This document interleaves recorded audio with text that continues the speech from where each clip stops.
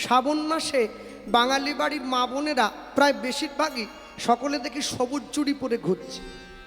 আমি অনেককে জিজ্ঞাসাও করেছি যে এই সবুজ চুড়িটা পরেছেন কেন? বলছে বলতে পারবো না। তা যে জিনিসটা তুমি বলতে পারবে না, যে পোশাকটার পরার কারণ তুমি জানো না, সেটা পরলে কেন?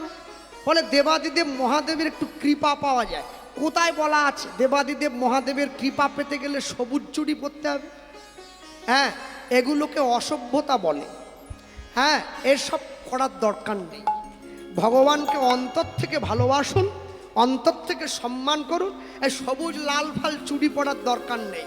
মুসলিম ভাইদের বাড়িতে মুসলমান বাড়ির মেয়েরা যখন কুমারী থেকে বিবাহিত হয়ে স্বামীর ঘরে যায়, তারা সবুজ কাঁচের চুড়ি পরে। আপনারা পরছেন কি জন্য? আপনারা পরবেন না, এসব পরবার দরকার নেই। তবে অন্তর থেকে ভগবানকে ভালোবাসতে